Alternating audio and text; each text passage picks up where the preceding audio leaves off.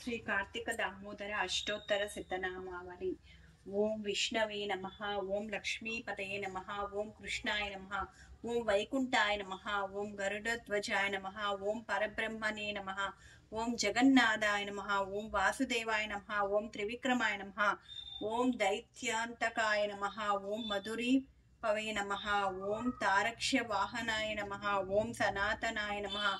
ओं नारायणाय नमः। ओं पद्मनाभाय नमः। ओं ऋषिकेशाय नमः। ओं सुधाप्रदायने नमः। ओं माधवाय नमः। ओं पुंडरीकाक्षाय नमः। ओं स्थितिकर्त्रे नमः। ओं परात्पराय नमः। ओं वनमालिने नमः। ओं यज्ञरूपाय नमः। ओं चक्रपाणे नमः। ओं गदाधराय नमः। ओं उपेन्द्राय नमः। ओं केशवाय नमः। ओं हंसाय नमः। ओं समुद्रतनयाय नमः। ओं हरये नमः।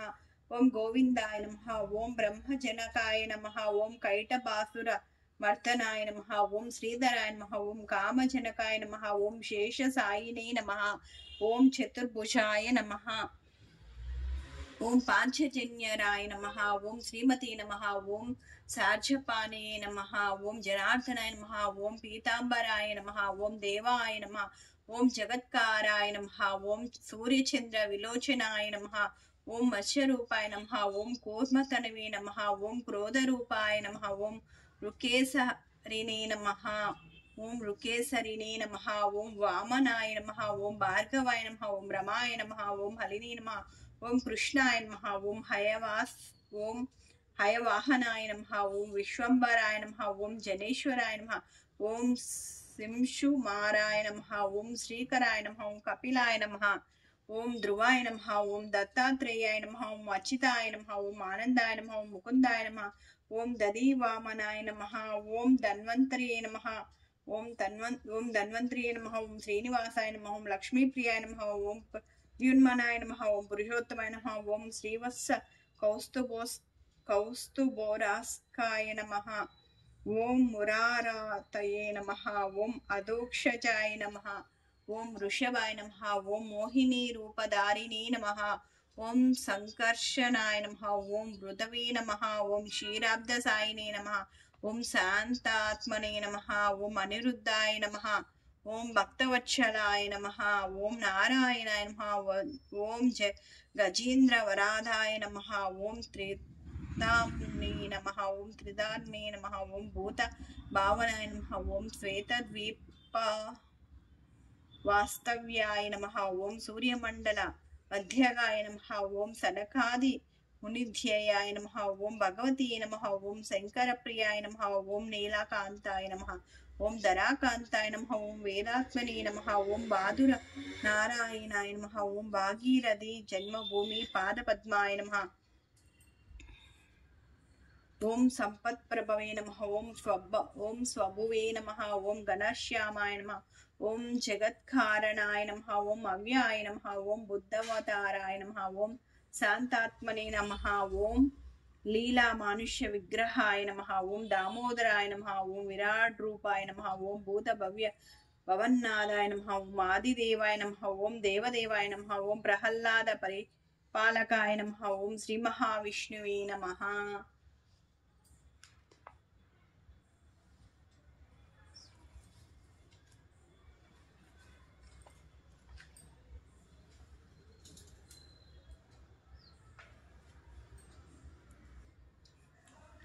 बिल्वाष्टकम्।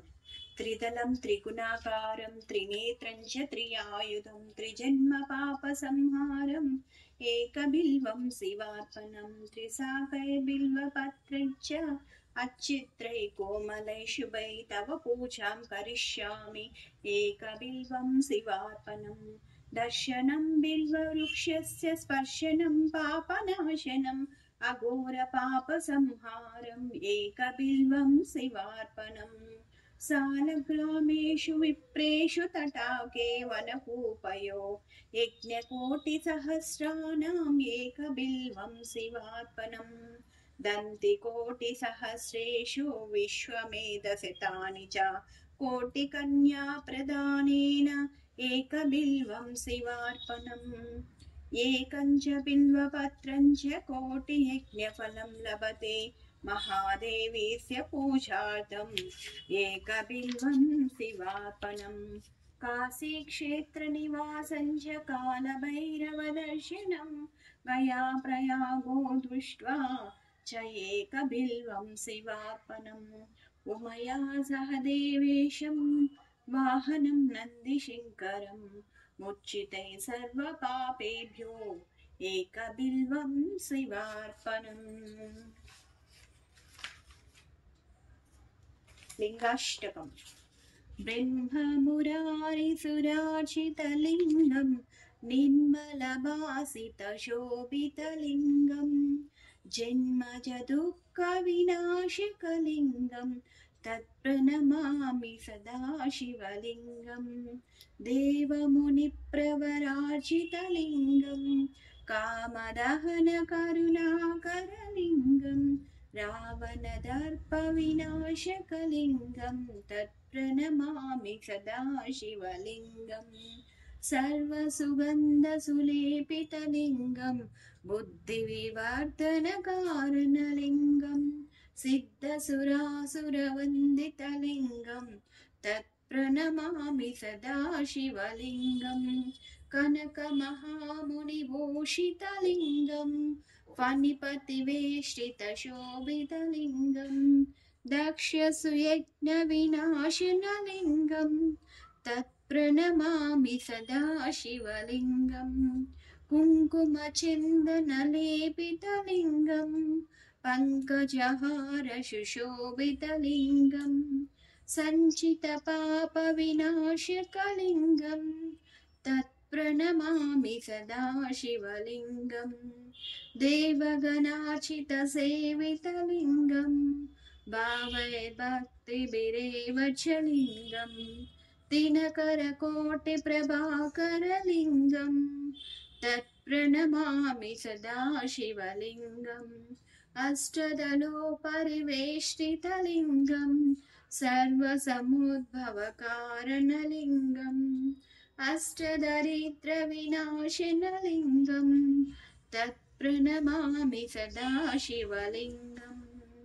सुरगुरुसुरवरपूजितलिङ्गं सुरनवपुष्पसदार्चितलिङ्गं परमपदं परमात्मकलिङ्गं तत्प्रणमामि सदा शिवलिङ्गं लिङ्गाष्टकमिदं पुण्यं यः पठेत् शिवसन्निधौ शिवलोकमवाप्नोति शिवेन सह मोदते।